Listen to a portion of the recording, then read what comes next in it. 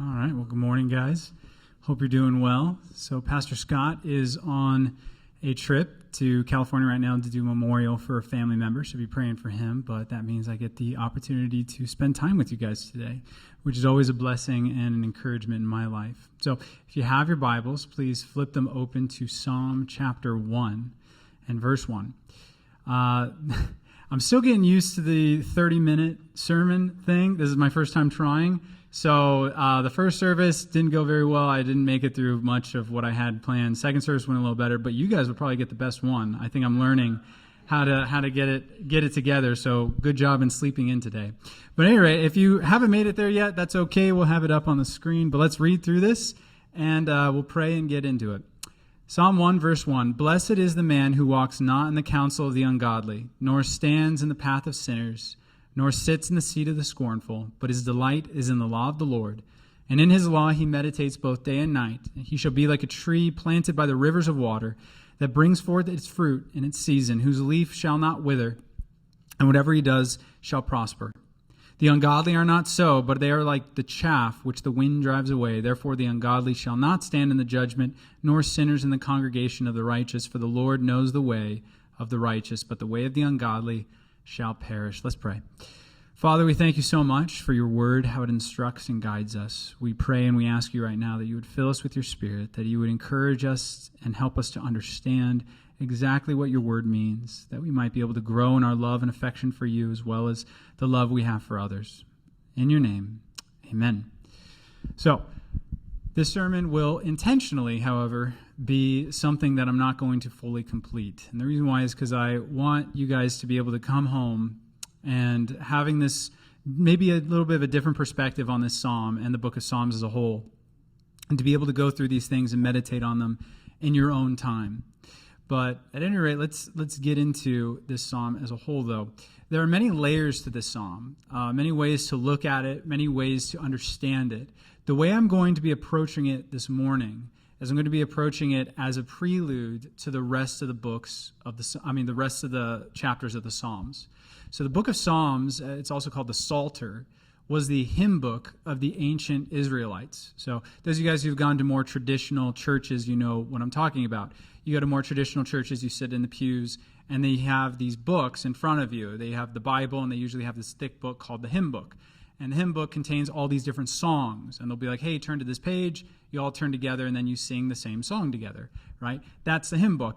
That's what the Psalms were to the ancient Israelites. So what that means is what we're reading the worship music that was sung by people dating all the way back to King David and even earlier than him, because we have songs in here from Moses. So it's a very, very interesting book. Beyond that, these are the exact hymns that the early church would have been singing. This is the songs that Jesus would have been singing, the apostles, and you see that in their letters they quote from the Psalms quite often. The reason why is because they held this book very close to their hearts. It had a very important value system for their lives, and today we're going to try to figure out why it was so.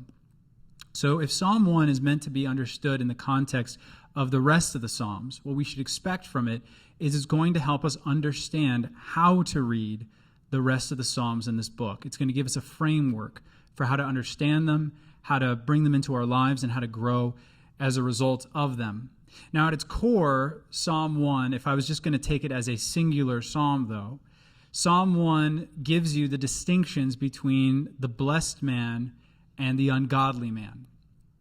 Now, if you've been with us for any length of time, you know that the word blessed, translated in your Bible, blessed, there are multiple words that are all translated blessed. I don't know why your translator did that, but it's kind of confusing.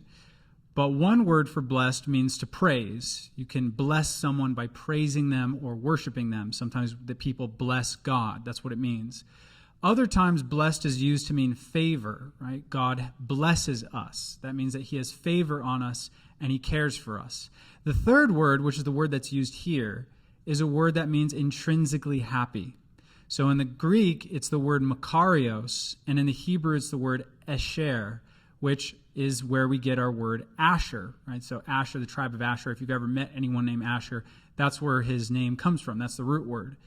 And what it means when I say it means to be intrinsically happy as opposed to extrinsically happy is it means that somebody who has this blessedness is somebody that is happy from the inside out. Their happiness is not dictated or determined by their external circumstances. So if I were to write one of you a check for $1 million right now, you'd be extrinsically happy, right? You're happy, but that happiness is rooted and grounded in that check. If you went to the bank and you tried to cash it and it bounced, you would no longer be happy. You might be a little upset. The reason why is because your happiness was based on the check. That's someone who is just happy. Someone who's blessed is someone who's happy no matter what. That's why it says about this man that he is like a tree planted by rivers of water. He's not dependent on rainfall. He's not dependent on the seasons or the things happening around him. He has a source of joy. He has a source of peace that is outside of himself and untouchable. It's a faithful place to put it. If you plant your joy in this world, no matter how secure you plant it, it will be challenged and it will be broken. Everything in this world will fail you. The blessed man, and the reason why he's contrasted with the ungodly man, his blessedness is rooted in God. The ungodly man is rooted in this world, right? He finds his pleasure and happiness outside of God, somewhere in this world. And that's why it says that he is like chaff, right? Chaff was something that accompanied wheat when it grew up. So it's like this frilly things on it that is inedible. So what they would do is they would throw the chaff and the wheat into the air, and the wind would usually blow the chaff away, and you would keep the more sustainable part of the wheat plant that you could actually eat and sell. So he's like, these guys are not stable at all. They're being blown to and fro. And so, like I said, there are many layers to understand this distinction. But if we understand this psalm in the context of the rest of the psalms, we see that this is trying to show us the distinction between the blessed man and the ungodly man in regards to their emotional depth and the way that they process things. Now, we get that from this really interesting word. It's in verse 2. It says, speaking of the blessed man, his delight is in the law of the Lord, and in his law he meditates day and night. That word meditate is really interesting in Hebrew. It's the word hagah. And whereas we think of meditation in an Eastern context, meaning people, you may think about like yoga or something like that, people joining breath and saying om and, sitting cross-legged or something like that. That's not how the Hebrew mind understood meditation. The word hagah does not mean to empty yourself of thought. It means to fill yourself with thought. It means to muse. It means to think through something, to roll things over in your mind over and over again until they have greater and clearer understanding. And its root, it actually literally means to growl or to groan. So meaning, what type of thing are these people meditating over? Is it intellectual thoughts? No, it's emotional ones. When you read through the Psalms, what you have is you have people meditating over their emotional states. They're rolling their emotional states over in their mind, and they're trying to understand them, have greater grounding for them, and therefore have greater control in them. That's what the Psalms are designed to do. And that's also why they're written in poetic, musical format. Intellectual ideas are expressed, and they hit your mind. They hit your intellect. They help you understand things better. Artistic expression is designed to communicate directly with your heart. It's one thing to tell you guys, I feel sad. It's another thing to say something like this. This is found in the book of Jeremiah. Oh, that my head were made out of waters, and I can never cease from weeping. That's not just conveying that I feel sad. That's conveying specifically how I feel when I'm sad. That hits you on a different level than using your intellect. That's why the Psalms exist. They're able, if we allow them to give emotional complexity and depth and understanding the objectivity of our emotional states. And I'll explain that sentence further as we continue to go along in this. Now, for me, I never really liked the Psalms growing up. And the reason I kind of primarily blame it on my education. As a kid, I grew up in the public education system, and when they teach you about art, they actually don't teach you what art is supposed to do. They only try to have you recreate it. So they sit you down, they're like, hey, draw a picture. And I'm terrible at drawing. I can't even color in the lines to this day. So I'm drawing my stick figures, and my teachers are like, that's terrible, right? They're like, hey, make this paper mache. Once again, my paper mache looks like just a matted wad of newspaper. They're like, that's horrible.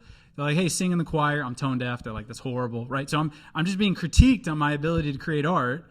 And all I'm learning is I hate art, right? I can't do this. And they would give me bad grades, and I'm just like, I don't like this at all. So because of that, growing up, I had this weird animosity towards artistic expression. When I would read poems and songs, I would just look at these people and be like, just say what you're thinking. Why are you using this metaphor? Why are you painting this picture? Just tell me how to feel. Tell me what you want to think. I don't want to just think through this thing and study and meditate and muse over art and what is the artist's intention. I don't care, right? Just tell me what you think. And because of that, when I got to the Psalms, I felt the same way. I was like, I don't understand these things, right? It's just a bunch of imagery. It's a bunch of poetry. I don't really like this. So I moved on, and predominantly I spent my time in the New Testament, specifically the letters of the apostles, because that was written in the format of prose discourse, meaning that they're intellectual arguments from syllogistic rationale. And I'm like, yeah, I like this. This is something I can jive with. The Psalms are a little beyond me. What I didn't realize is that by doing this, I was never, ever training my emotional state. And so I had a very shallow emotional state. I was like the ungodly. I was unstable. I was like chaff in the wind. My emotions were never grounded. They were never rooted. And therefore, they controlled me. So interestingly, in our culture, when I say the phrase train your emotions, most people in our culture don't think that's possible. That's because usually when people in our culture, and by the way, this is something unique to Western civilization over the last about 50 years, maybe a little longer. Up until that point, every civilization prior to ours believed that you could and should train your emotions. Right? That's why the psalmist speaks like this. He doesn't get into this depth that I'm getting in with you guys right now. He assumes everyone knows what he's talking about. Okay? Now, the reason why we don't do this is because we believe that emotions are by nature illogical, and therefore they have nothing to do with your intellect. In fact, most people think that your emotions and your intellect are at odds with one another. They contrast one another. That's why people say phrases like, don't be so emotional. Right? What they mean is, be more rational. Right? If you're emotional, you're not rational. See that dichotomy there? Or they'll say things like, I try to see things from a rational or objective perspective. What they're saying is, I'm trying not to be emotional. Okay? All these phrases and all this understanding points us to this unavoidable conclusion that, again, emotions are at odds with your intellect. But here's the deal. If you think that your emotions are at odds with your intellect, you will never, ever be able to evaluate them. You'll never be able to evaluate them, and that will lead to a lot of issues. In C.S. Lewis's fantastic book, The Abolition of Man, he makes this argument throughout. And what he says throughout the book is he says that our culture has undergirded or undercut the foundation for emotional stability, which is going to make us, he made a prediction. He says we're going to be the most emotionally illogical culture that has ever existed because of this. That's why he called his book The Abolition of Man. He thought that this mindset would actually abolish mankind and destroy us. And he used an example to justify his prediction. In school, he had a book that in the book, there's two men who walked up to a waterfall. One man said, this waterfall is beautiful or sublime. And the authors of the book said he shouldn't have said that. He should have instead said this waterfall incites feelings of beauty or sublimity within me. In other words, they are taking to the extreme that phrase, art is in the eye of the beholder. They're saying there is no objective value to beauty, it's just whatever you see in it. C.S. Lewis comments on that, and he says, when you take away objectivity of emotion, you've taken away any ability to rationalize your emotions or understand them. Therefore, you are going to get a culture that is completely and totally run by their emotions. Okay?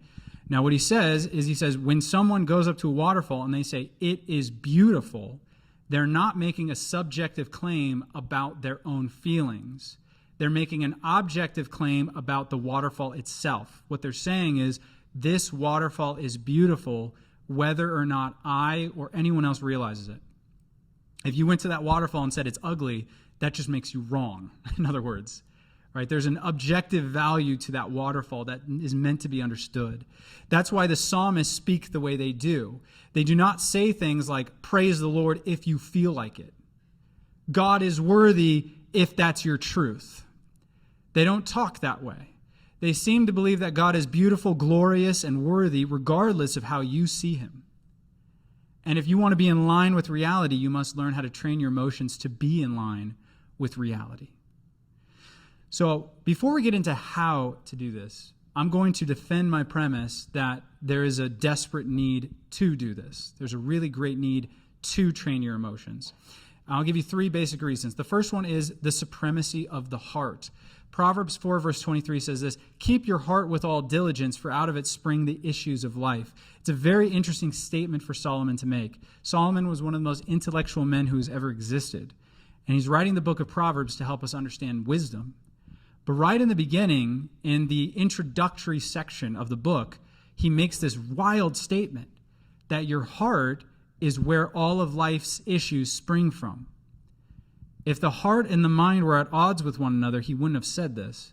He would have said, keep diligence to keep your mind, for out of it stem all the issues of life. He seems to believe that the heart is responsible for more of your actions than your intellect is. Even someone as an intellectual Solomon believed that way. And because we believe this scripture was inspired, we have to believe that God feels this way as well.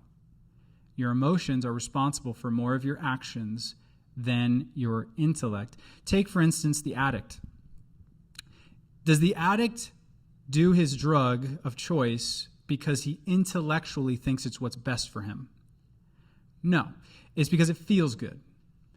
In fact, if you go to an addict and you tell him the damage that it's doing to his body, he understands the damage better than you do. He's living it. Understanding what it's doing to him doesn't give him enough power to stop. One of my favorite quotes is, "Your passion will always trump your logic." Your heart is very important, and ignoring its importance does not make it unimportant. Saying something is unimportant doesn't make it so. So for me, when I was saying like, oh, the emotion doesn't matter, I'm just going to think about it, I'm not going to think about it, I'm going to push my negative emotions to the side, I thought I was being strong, when in reality I was being controlled by my emotions, but in an insidious way. Which leads to my next point. Because of our misunderstanding of this proverb and others like it, what we've done is we've split ourselves into two major categories. The first category of thought is because emotion is non-logical, if we want to be more rational and understanding people, we have to get rid of it. We have to not think about it. Who cares how you feel? Who cares if you feel good things in church? Who cares if you think that God is beautiful? Serve him because that's your obligation. That's how some Christians would speak. Others would say it this way. They would say, no. Emotion, because it's illogical, is actually the closest thing we have to the speaking and the ministry of God through the Holy Spirit. If you don't believe that, consider these couple points. First of all, if you've ever asked a modern-day Christian how they make decisions, you'll notice that emotion is all over their decision-making. So if you were to say, hey, why are you doing this as opposed to that? They would say something like this: I prayed about it and I feel peace. Or I don't feel peace. Wait a second, isn't that an emotional reaction? So what you're saying is you're saying that you feel something and that's making you act. Consider also our culture as a whole. If you don't understand this, you will never understand why our culture is going the way it's going right now. It's just me, or things gotten a little crazier out there. Right? Now, when you look at it, you're like, why are people acting this way? The reason why they're acting this way is because they don't understand the supremacy of their emotions. That's why there is no rational argumentation about the facts. It's only how you feel. And if you feel differently than somebody, they won't intellectualize it, meaning they won't argue like, why do you feel this way? They'll instead label you. So if I feel differently than you, instead of you saying like, well, why do you feel that way? You'll say you're a bigot, you're a racist. You don't care. They'll identify me based on my emotional state. Does that make sense? If I don't feel as you do, therefore there's something wrong with my identity. Consider also this generation's view of love. If you were to ask someone in the modern generation, who are you going to marry? They would say, well, hopefully the one. Well, how do you know the one? Well, I can't explain it to you, but I'll know it when I see it. Like, well, you've been dating that person for about 6 years now. Do you know it? Like, well, it feels right now, but how do I know it's going to feel right always? See what they're saying? I'm waiting for the person that makes me feel the best. And then I'll settle down and I'll commit. Right? Or you look at someone, you're like, man, you're like 35, you have a college degree and you're doing nothing with it. What are you doing? Well, I'm looking for the career that's right for me. Well, how do you know when the career is right for you? I think I'll just know it. They're waiting for a feeling of what? Validation, worth, acceptance. That's what they're looking for. Once they feel it, they'll be like, I'll stick with it. But isn't it funny when you talk to a millennial and they get a new job, week one, they're like, this is the most amazing thing ever. I feel like we're making such a difference. 1 month later, they're like, I don't know what I was thinking. This is the worst job ever. I'm not doing anything. It was visage, it was all lies. And you're like, what the heck are you talking about, man? You're looking for a feeling that no job could ever provide for you. You're being run by your emotions, in other words. That's why Proverbs 25, verse 28 says this: whoever has no rule over his own spirit is like a city with broken down walls. In that culture, to not have walls was to be a sitting duck. It means that whatever invading force, no matter how small or large, they could easily take you over. When you look at the current circumstances going on, I was speaking to my wife about this the other day. I said, when you look at the things happening in comparison to what happened in the 1900s, small potatoes, right? When you think about the current things happening with the coronavirus, with even the racial struggles that we're going through right now, the things happening in the 50s, I hope you know this, were far more tense racially than they are right now. Things are far better. The things happening when it came to viruses, wars, depressions, things were way worse back then. Yet, when you go through every tragedy and crisis throughout the history in the 1900s, you know what happened? America became more unified together after the tragedy. This tragedy is pulling us apart more than anything else. It's divided us. Why? Because a city with broken down walls, it doesn't matter how big the invading force is. Does that make sense? To put it another way, the previous generation had rule over their spirit, which enabled them to encounter large forces. This generation does not, because they haven't been taught to. Therefore, they can't endure any force. They're victims to it. In The Abolition of Man, C.S. Lewis said this: we make men without chests, and we expect of them virtue and enterprise. We laugh at honor, and then we are shocked to find traitors. We castrate and bid the geldings fruitful. He's saying that your heart is what is responsible for all these things. If you haven't trained it, why would you expect someone to act virtuously? Why would you expect them to act right when they don't know how to act? You've stripped them of any emotional objectivity. Therefore, you've removed the capacity for them to do these things. And you're upset that they're not. That's why we're emotionally driven. Next, emotions are necessary to help us grasp truth. 2 Corinthians 4, verse 3 through 4. But even if our gospel is veiled, it is veiled to those who are perishing. Those minds the God of this age has blinded, who do not believe, lest the light of the gospel of the glory of Christ, who is in the image of God, should shine upon them. In this sentence, Paul is saying the primary reason of why people do not come to faith in Christ. It's not that they haven't been exposed to the truth of the gospel. Notice what he says. Satan is keeping them blinded to the what of the gospel? The glory. Glory is another word for beauty or excellency or majesty. Knowing a truth doesn't mean you're going to live it through. Once again, going to the addict. Knowing that alcohol or drug abuse is bad for them doesn't make them stop. Knowing something's true doesn't actually lead to life change. Being attracted to something does. This is why the educator, their greatest hurdle to climb over, and my greatest hurdle to climb over as a pastor, is not to convey truth, but to excite you to truth. It's not simply to tell you what's right, it's to make what's right attractive to you. Because if all I do is spoon feed you truth, you will forget it within probably an hour or two. That's why predominantly a lot of people who go to college, they forget almost everything they learned within the first year or so. Why? Because they're spoon-fed knowledge. They didn't actually care about any of the information. They weren't attracted to it, but they needed it to pass a test.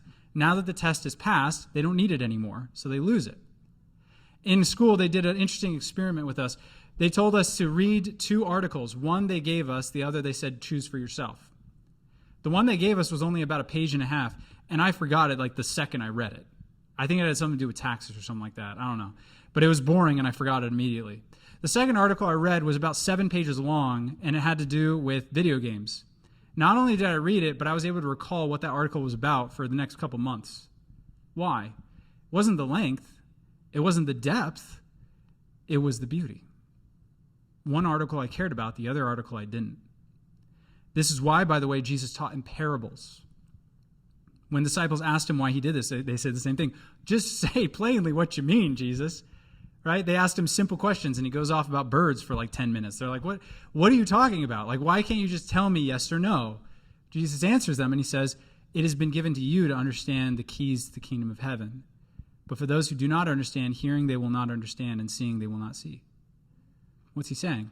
He's saying the people who listen and are attracted to what I'm saying, they're going to pursue and chase down the truth. They're going to earn that knowledge for themselves, and it will be a part of them, and it will change them. Those who are uninterested in what I'm saying, they'll listen, pass it off as nonsense, and keep living the lives the way they are. If we want to be changed by the truth, we must first be converted to its beauty.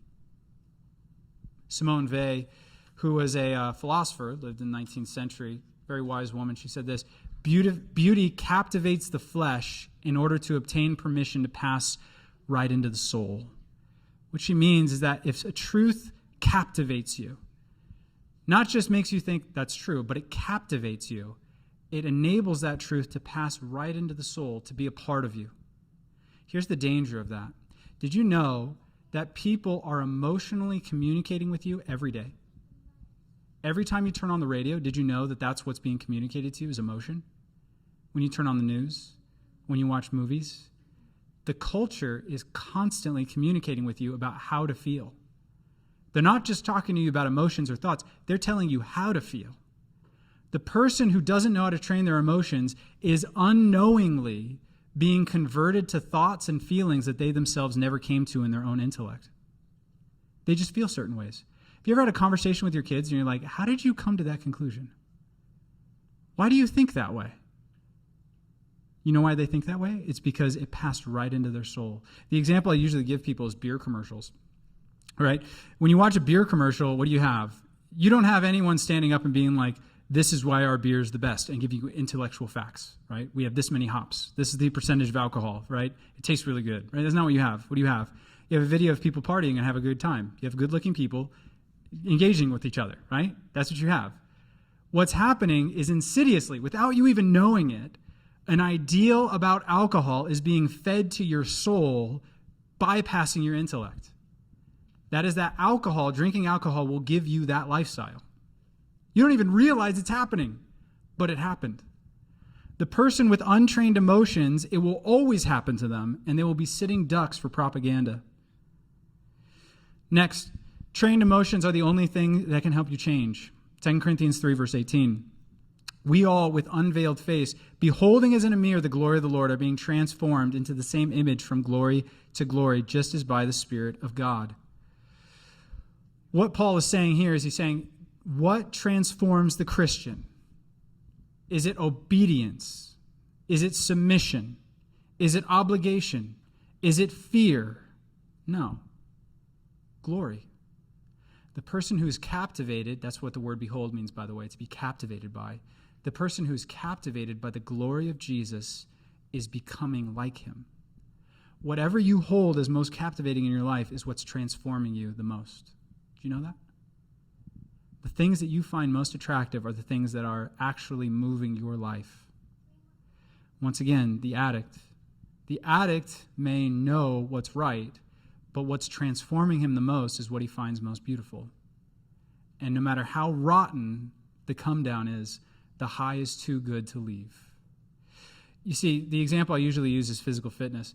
As a child, my parents made me eat vegetables, and I hated them. If it was up to me, I would eat a steady diet of pizza and ice cream. And when I was a kid, I was like, yeah, when I get to be an adult, that's what I'm going to do. I'm going to eat pizza and ice cream for every meal. I don't do that. Why? Is it because they still come over to my house and dictate how I should eat? No. Is it because I no longer crave pizza and ice cream? No. I still like those things. I still crave them.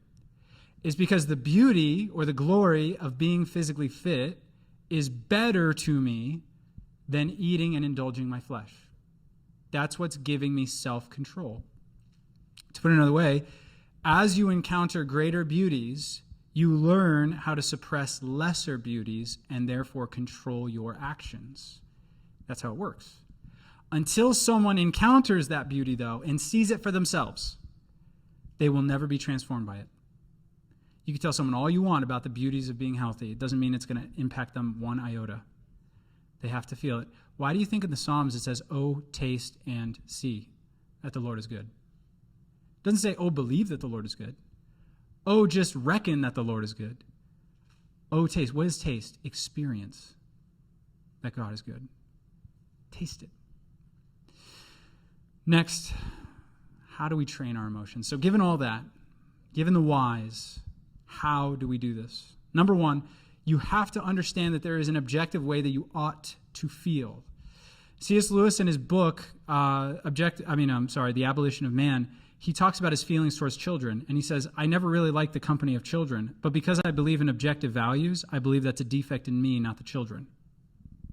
Much like the person born colorblind doesn't believe that the rainbow is wrong. He thinks he is wrong. Here's the issue with our culture. If you don't understand this truth, your emotion becomes your identity. So therefore, if you feel a certain way, you are a certain way. That's very, very hurtful for someone. It disables them from being able to train their emotions. So in other words, when I'm in a relationship with someone and I'm not feeling it anymore, I won't even entertain the possibility that it could be my fault. That person must have failed me. If I'm angry, it must be because someone has made me that way. Have you noticed that people in our culture are so upset over things that it seems like they want to be upset about? It doesn't seem like they want to calm down, does it? The more reasons you give them to calm down, the more they seek out actively reasons to be upset. Why? Because upset people don't want to calm down. Have you ever been angry and had someone say, calm down? How'd that make you feel? Were you like, oh, okay, now that's good advice. I'll calm down. No, when you're angry, you want to be angry. So you do something that we as counselors, we call it pain shopping. What pain shopping is it's looking for active reasons to justify your emotion. So meaning, I feel upset, therefore you must have made me upset, therefore I'm going to seek and look at every little thing that you did, pull it apart, and come up with a reasonable excuse for why I'm so mad at you. I don't want to calm down. I want to justify and ground my emotions to deepen them. That's called pain shopping. When you understand that there's a way you ought to feel, though, you will look at your emotional state and you will observe it. Is this in congruence with reality? Psalm 42 is a great psalm. It's my favorite psalm in the entire Bible, and I mean this with everything, every breath that I have. It saved my life. It really did. Psalm 42 is a psalm about depression, something I've struggled with since I was 12. And I never knew how to do this until I read this psalm.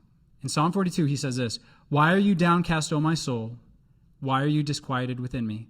Hope in God, for I shall yet praise him. He acknowledges the emotion. He doesn't say, I'm not depressed, right? Get out of my head. I don't want to think about this.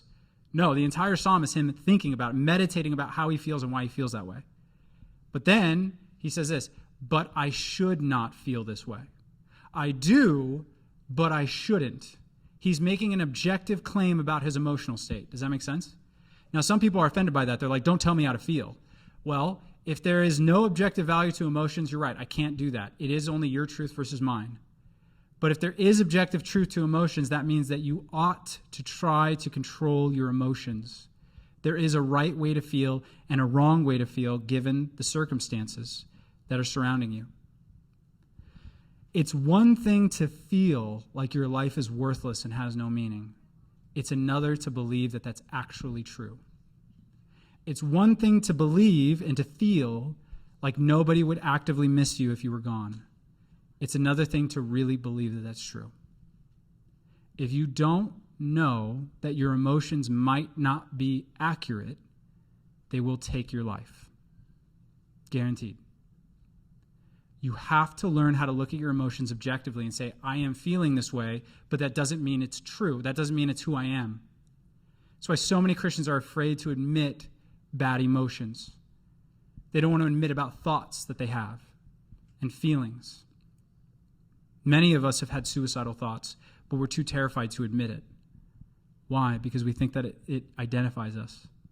It makes us look weak. You don't know how to control your emotions, so they are controlling you. If there is an objective way to feel, that means you could rationalize your emotions and grow as a result of them.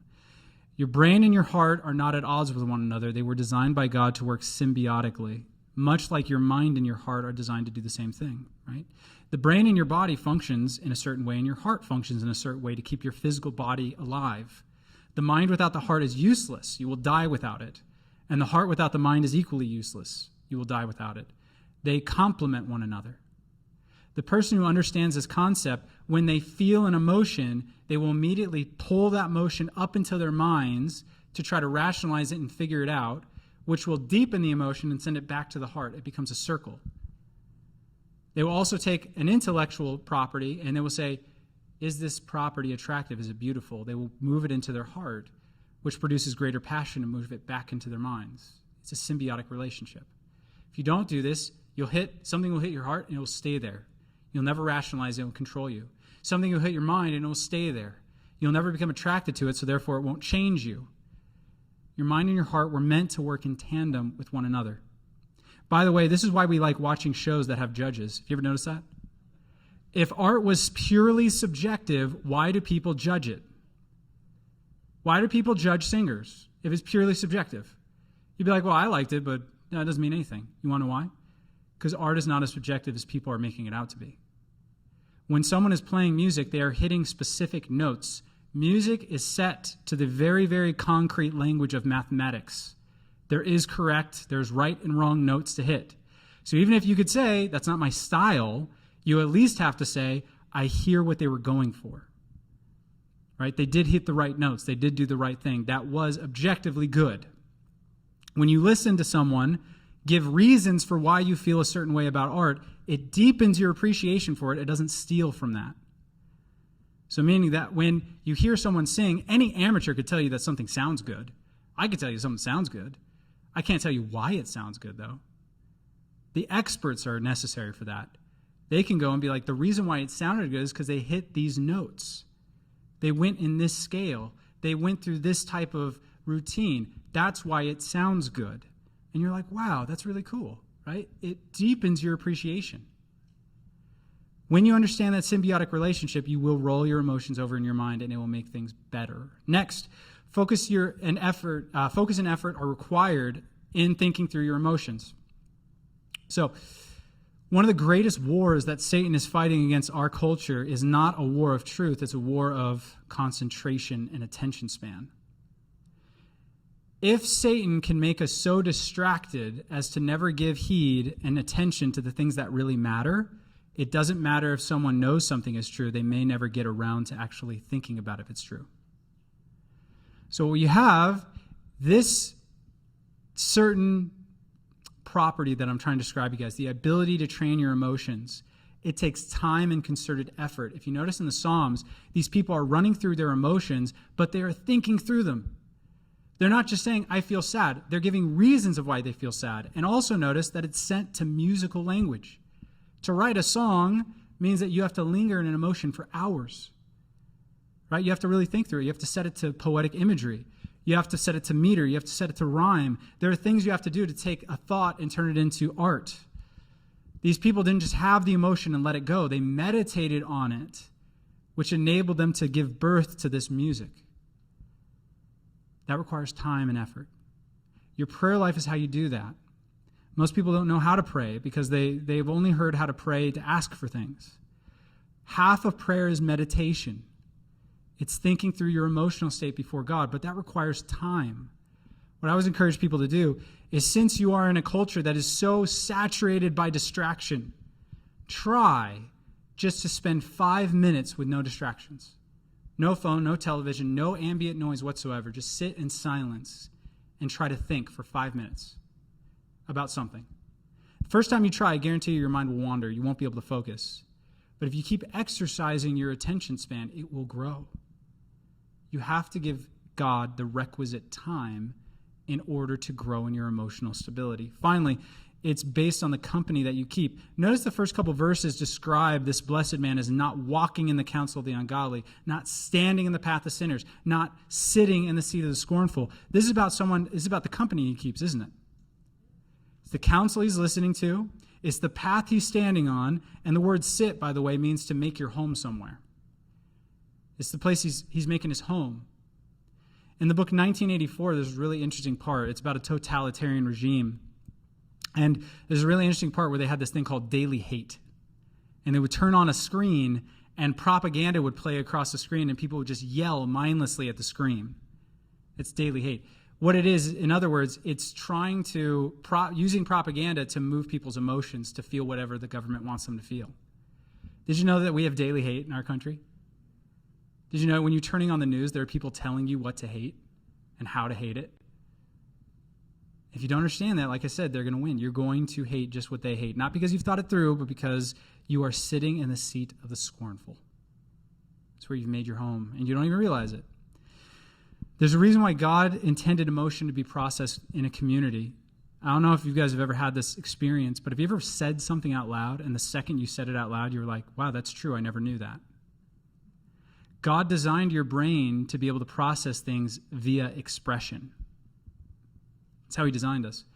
Meaning if you sit and you keep your emotions on the inside, they never come out, they're never expressed, they will always warp your perspective. You need another perspective. You need to talk to someone about them, and they will help you delineate what's right and what's wrong. That's also why he says his delight is in the law of the Lord. The law is an objective standard outside of your own thoughts that enables you to rationalize your thoughts. You see, if all I'm doing is listening to my emotions, then they're changing me. But if I'm listening to an authority higher than my emotions, I can listen to it no matter how loudly my emotions are screaming at me. 1 John chapter 3, it says, if our hearts condemn us, praise God, for he is greater than our hearts. There's more I can go into, but I've run out of time 10 minutes ago. So it's a lot, I know, but I encourage you guys to go through the Psalms with this new, fresh perspective. Think through these things, and I will too, because it's a lot for me as well. Let's pray. Father, I want to thank you and glorify you for the richness of your word. Its depths can never be plumbed by human intellect. Help us to grow in our understanding of these passages. Help us to develop and deepen our emotional security before you, that we might be people who are not controlled by our emotions, but are people who are able to maintain our emotions. Lord, we love you so much, and we pray to you that you would give us the power to do this. In your name, amen.